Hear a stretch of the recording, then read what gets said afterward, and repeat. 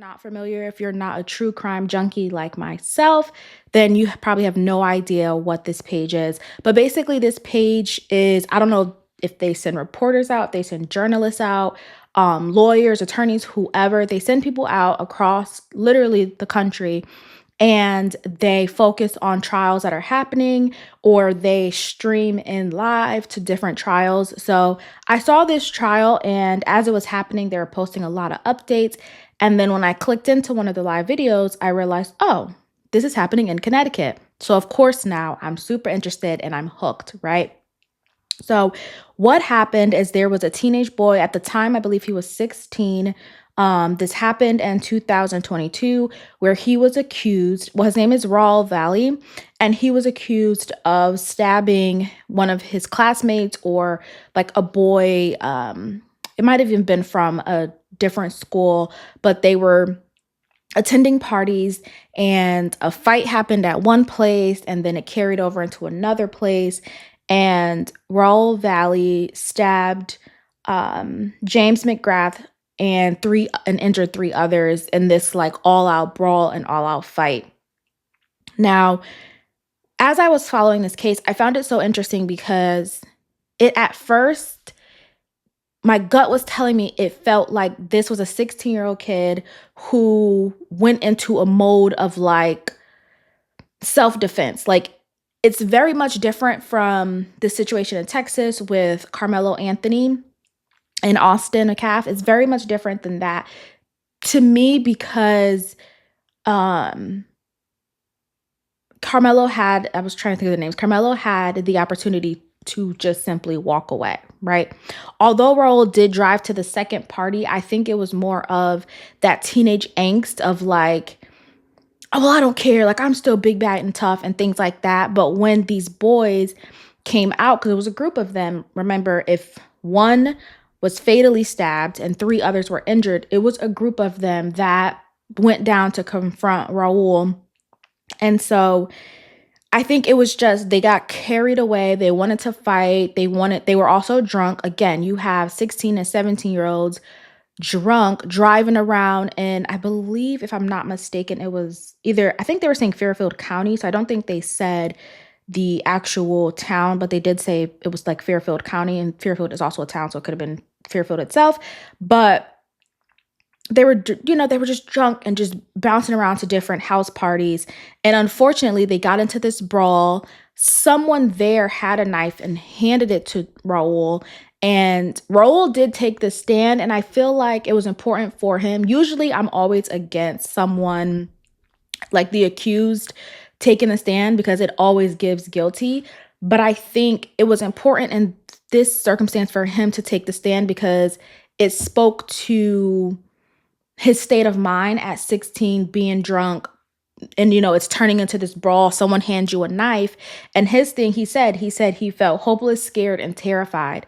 And so I was like, this gives self-defense. Like it just, I know it's not the best case scenario because you're like, well, he drove back to the party, but he could have drove back to just feel like, now I got my friends and you got your friends, and we could just, beat up on each other, be drunk, be idiots, and move on about our day. I think the problem is when you have someone who wasn't Raul enter in a weapon, right? Enter in a knife, enter in a gun, enter in something that is much more harmful than just your two fists, So with that being said, the defense was looking to acquit Raul, and saying basically like he didn't intentionally go into this. Because if I believe correctly, they were looking for first degree murder, but because he drove back. But they were like, he didn't go into this intentionally seeking to kill James, right? He didn't do that. And I felt that way as well. But I said, I didn't hear the entire case. I kind of jumped in right when they were interviewing a lot of the kids who had been present. And so, and hearing their testimony and also hearing just how nervous they sounded and just how I think scared they sounded in the moment, it kind of felt like no one knew it was going to go that far. And everyone was just scared, So that was very interesting. And as I was, doing my research, I did miss a week. Raul was then found, the jury did find him not guilty. And people obviously were very upset. And I don't know what group of people felt like myself. And it was just like, this feels a little bit like self defense. Like, if it was a one on one thing and he pulled out a knife and he just started stabbing the kid, I say, well, that doesn't give, because again, you have the ability to walk away. You have the ability to try to, say, I'm done, stop, whatever. But when it's groups of boys, everyone's drunk, and then they couldn't, and listening to the testimonies, a lot of them couldn't say who was near them or who was walking with them or who was doing what. It was just like, yeah, we were just going down, and I knew some people were going with me, but I didn't know who. And it was like, okay, it just sounds like a super chaotic scene, a very, very unfortunate scene because a weapon was pulled out. A lot of people didn't, like, a lot of the kids, I should say, knew that people were stabbed and hurt, but it wasn't until like the next day that they sobered up that they realized, oh wait, this was actually way worse than we thought.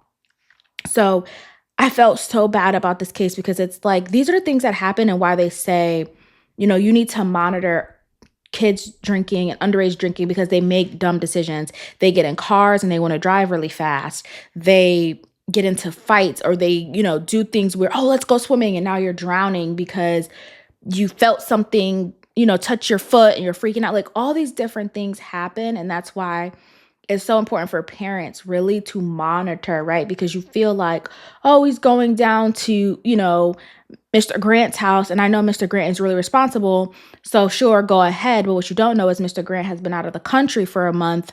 And now these kids have free reign in this home. They got a wine cellar. They got a full, bar, and they're just having the time of their life. Like, it's a thing. I don't know if it's every community, but in the Black community, right? We know I need to talk to their parent. I need to know their parent. Actually, I don't know their parent. Actually, I am very familiar with their parent. No, you cannot go to the house. They can come here, but you can't go there. Like, we are very familiar with that. And it helped to, parents who did have those type of rules, it helped to mitigate situations like this. It helped to make sure that you weren't in situations like this. It helped a lot of things growing up, and you don't realize it until you're an adult and you're like, oh, that's why I shouldn't have went to everybody's house. That's why my mom said, that person can come to my house, but I couldn't go to their house, because their parents were actually crackheads. Like, you know what I mean? Like, their parents were on drugs. Their mom was a super, like, raging alcoholic. Like, all of those different things your parent may know, but you aren't familiar with. And you're like, oh, they're just being mean. No, they're not being mean. They're trying to protect you from things like this. Like, yes, you can go to the party, but I'm picking you up at 11. You know what? You got an attitude, it's 10:30. Like, like those type of things.